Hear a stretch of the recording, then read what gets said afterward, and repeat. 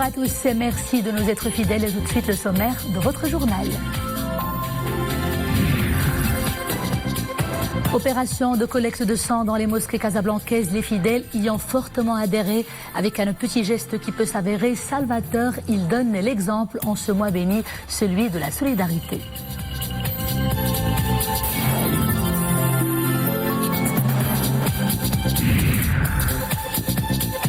Dans ce journal également, une plongée dans le monde des robots qui attire grands et petits. Nous suivrons un reportage de Paris dans le cadre du salon Vivatech avec des robots masseurs et un robot qui flaire les émotions. Les visiteurs sont sous le charme.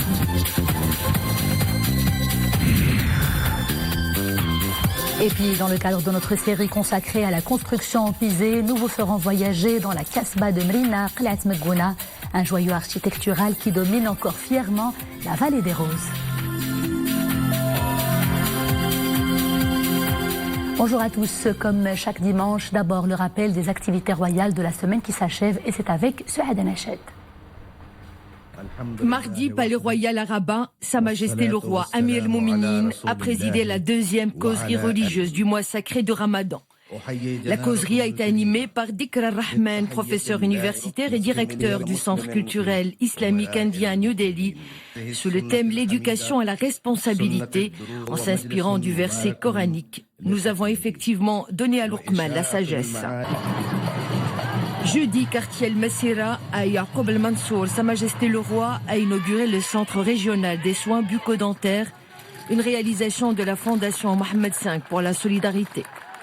Premier du genre au niveau du royaume, ce projet solidaire s'attache à renforcer l'offre de soins bucco-dentaires au niveau de la région de Rabat, Salé et Nitra, par la mise en place d'une prestation médicale de proximité et de qualité.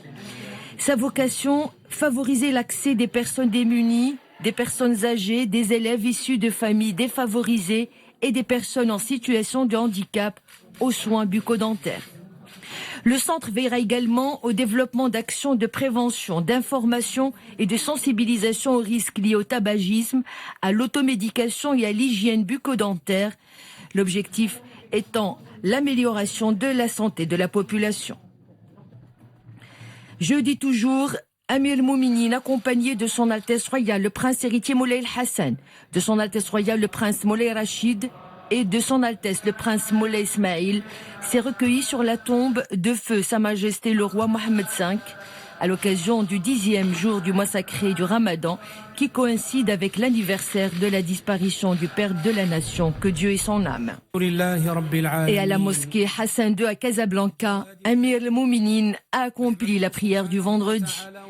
À l'occasion du mois sacré du Ramadan 1440, Sa Majesté le Roi a bien voulu autoriser l'ouverture de 20 mosquées nouvellement édifiées, restaurées ou ayant fait l'objet de travaux de reconstruction par le ministère des Habous et des Affaires islamiques. Le département de tutelle a mobilisé près de 253 millions de dirhams pour la construction de 7 nouvelles mosquées, la reconstruction de 9 autres et la restauration de 4 grandes mosquées historiques d'une capacité d'accueil globale de 27 000 fidèles. Amir el-Mouminin a bien voulu baptiser de son auguste nom 2 des mosquées ouvertes, Al-Masjid al-A'dam de Temsna et la grande mosquée de Nador.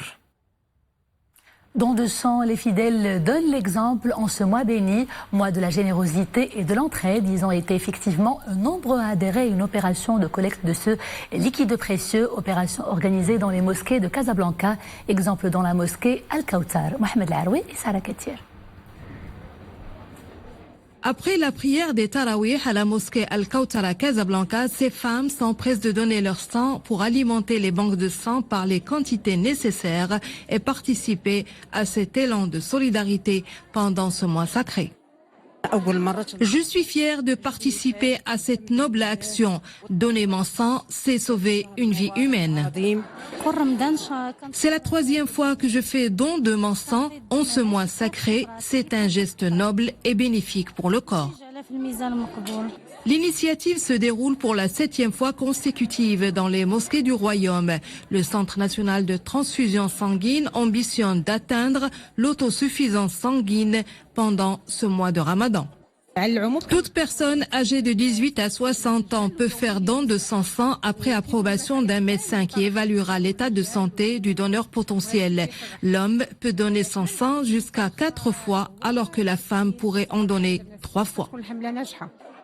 Au programme de ce mois sacré figure également une série d'activités initiées par des médecins spécialisés dans le don de sang dans plusieurs mosquées du royaume autour de l'importance du don de sang, ses bienfaits et c'est symbolique.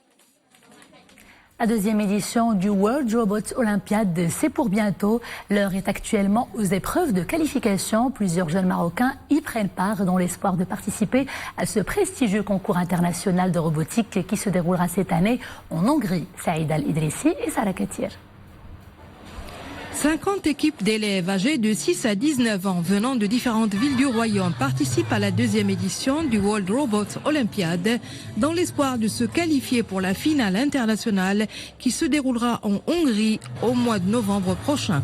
Le thème choisi pour cette année est Smart Cities. L'objectif de cette manifestation, c'est de développer les compétences de ces jeunes qui sont là avec nous, donc pour les préparer au métier de demain. Donc, on veut que ces jeunes soient plus créatifs pour résoudre des problèmes qui existent dans les villes d'aujourd'hui, les sensibiliser sur des défis que l'humain a et qu'ils peuvent le faire juste avec leurs compétences de codage et en adaptant la technologie à ces thématiques. Les élèves ont développé durant ce tournoi des villes intelligentes et résoudront les problèmes liés à la thématique des Smart Cities tout en utilisant leurs robots. Participer à ce tournoi me permet d'apprendre de nouvelles choses car la robotique développe la créativité, l'intelligence et l'esprit analytique. Le développement un petit peu de tout ce qui est robotique pour un petit peu décrypter les langages numériques des élèves parce que c'est le défi du 21e siècle. On peut parler aussi, c'est l'occasion pour les élèves aussi, soit de toucher de près la robotique, mais tout en ayant une compétition qui va permettre un petit peu de côtoyer d'autres équipes un petit peu et de partage de culture, qu'elle soit numérique ou qu'elle soit sociale. La créativité et les sciences sont réunies dans cette Olympiade. Il s'agit de promouvoir les sciences de l'ingénieur auprès des enfants à travers le jeu. La robotique, justement, je vous invite tout de suite à une autre plongée dans ce monde fascinant. C'est l'une des attractions phares du salon Vivatech dont les travaux se sont achevés hier à Paris. Des robots qui automatisent des tâches avec une aisance qui ne laisse pas indifférent. Depuis Paris, c'est un Boukhlifi l'Arbinhiri sur un commentaire de Boubkar Ben Khabret. Internet, objets connectés, applications et autres gadgets high-tech. Le salon Vivatech de Paris offre les dernières tendances et astuces qui changeront le monde de demain et le quotidien de chacun. La technologie n'a pas de limite. Les technologies présentées au salon sont parfois spectaculaires et étranges. C'est le cas du robot masseur. Et nous avons développé la solution EU Pro, qui est une solution destinée aux entreprises pour le bien-être des salariés. C'est de la détente musculaire. Voilà, vous voyez un robot ici qui se fait masser, qui masse la personne. C'est 10 minutes de massage, une petite session comme une pause café. Fabriqués pour soulager le travail des hommes, les robots pourraient bientôt devenir nos assistants personnels. Si certains peuvent accueillir et indiquer le chemin, d'autres sont conçus pour identifier les émotions. Je vous écoute. C'est un robot qui décrypte les émotions telles qu'il les lit sur notre visage. Ça ouvre des perspectives d'interaction entre l'homme et la machine qui sont encore leur balbutiement et qui vont au-delà du son ou de la voix. Là, le robot est capable de lire si vous êtes contente, triste, heureuse. La révolution technologique poursuit son itinéraire vitesse grand V. Les robots font partie des stars du salon Viva Technologie. Dans quelques années, ils devraient faire partie de notre vie de tous les jours, à la maison ou au travail. Ouvrons à présent la page monde de ce journal avec d'abord la crise syrienne et les combats font toujours rage à Idlib entre les forces du régime et les rebelles. Et des combats qui ont coûté la vie à des dizaines de civils pendant ces dernières heures. Devant cette crise et cette escalade de violence, l'ONU se montre inquiète. Elle sonne l'alarme sur le risque d'une nouvelle catastrophe humanitaire. Présidentielle américaine de 2020, Joe Biden a officiellement lancé sa campagne. Il organise ce samedi un grand meeting en Pennsylvanie. Ce choix n'est pas fortuit. Joe Biden compte jouer de sa popularité auprès des ouvriers dans cette ancienne métropole industrielle.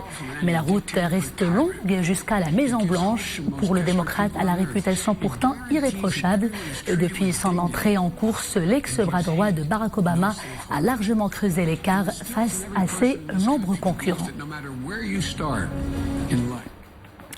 Inondation dans une mine de fer au nord de la Chine. L'accident s'est produit hier.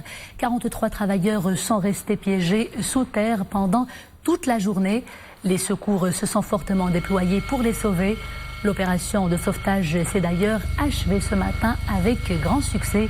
Aucun décès n'a été enregistré. Un mot de football à présent avec la finale allée de la Coupe de la CAF. C'est ce soir à 22h que la très surprenante Renaissance sportive de Berkane affronte les Égyptiens de Zamalek. Les Berkani auront certes la lourde tâche de faire face à une équipe habituée des grands rendez-vous continentaux, mais ils entament cette rencontre avec un moral au fixe, eux qui ont remporté tous les matchs à domicile, à l'exception, vous le savez, de la rencontre avec le Raja Casablanca. Qaïma Belaouchi, Boubkra Ben Ghabret. Sur la pelouse du stade de Berkane, on règle les derniers automatismes avant d'affronter le club le plus titré d'Égypte, le Zamalek. Impressionnante depuis le début de la compétition, la Renaissance sportive de Berkane n'a pas l'intention de céder. Pour décrocher son premier titre africain, les hommes de Mounir Jawani sont appelés à plier l'affaire ce soir à domicile. Notre but, c'est de remporter le trophée. Nous sommes tous déterminés à réaliser cet exploit. La tâche n'est pas facile, nous serons à la hauteur. Nous serons au rendez-vous. Le soutien du public comptera beaucoup dans la balance pour atteindre cet objectif et envisager le match retour avec sérénité. Un premier sacre africain est désormais possible. Pour réaliser cet exploit, les coéquipiers de l'Abakodjo, véritable poison des défenses adverses, auront la rage de vaincre pour disputer aisément le match retour. L'équipe du Zamalek est un club redouté sur le continent, avec une grande expérience dans ce genre de compétition. Cela ne nous fait pas peur, j'ai une confiance totale en mes joueurs. La direction du club nous a offert les conditions idéales pour remporter le titre et n'oublions pas le 12e joueur, le public.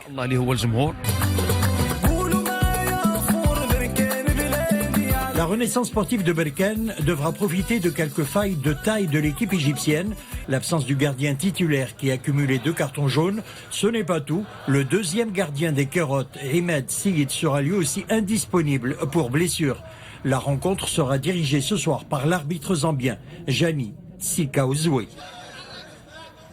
Football toujours, le Bayern Munich sacré champion d'Allemagne pour la septième fois consécutive. Une belle consécration à domicile face à Francfort, score final 5-1. L'émotion était à son paroxysme puisque cette victoire a été également marquée par une fin de cycle dans l'effectif bavarois. Les incontournables Arjen Robben et Franck Ribéry ont effectivement disputé hier leur dernier match avec le club. Une stand innovation et un superbe tifo lui ont été consacrés.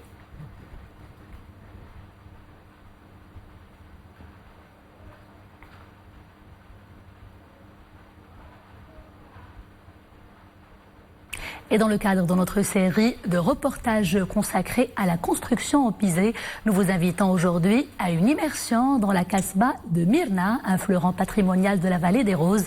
Construite il y a 100 ans de cela, cette Casbah raconte l'odyssée d'une population qui s'est serré les coudes pour donner naissance à une bâtisse qui séduit grâce à ses dimensions architecturales exceptionnelles. Abdelali Ayad, Mohamed Wahibi et Zakaria Moqilbillah.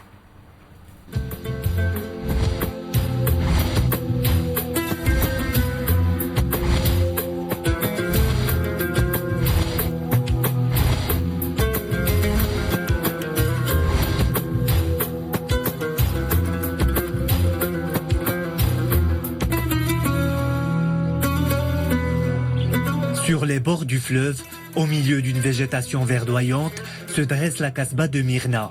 Austère de l'extérieur, la Kasbah bouillonne de vie grâce à sa population.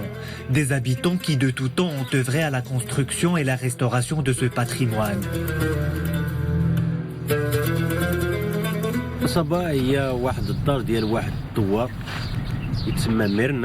La Kasbah était au début une maison du douar qui s'appelait Myrna.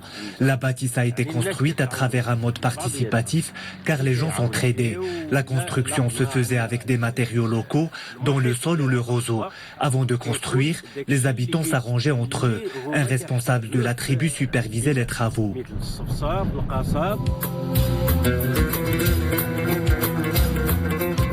La Kasbah est édifiée sur un piton rocheux. Son organisation est diversifiée avec des maisons de 2 ou 4 étages, un cachet architectural exceptionnel et un savoir-faire reconnu des artisans locaux.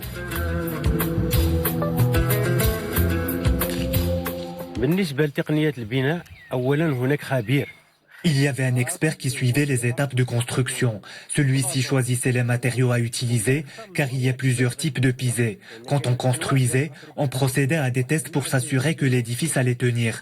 Ainsi, cet expert supervisait la construction de la Kasbah. On utilisait aussi des briques d'argile traditionnelles. Les Kasbahs reflètent un savoir-faire séculaire et un riche patrimoine culturel. Un exemple de l'architecture authentique qui allie confort et sobriété.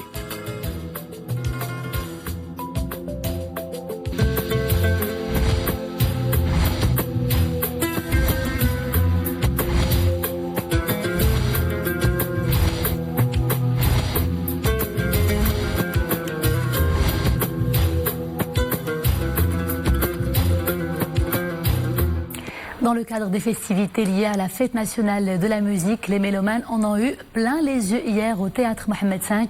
De jeunes talents marocains y ont interprété tour à tour de grands classiques orientaux avec des rythmes tango, un hymne à la diversité et au partage. Je vous laisse apprécier l'ambiance.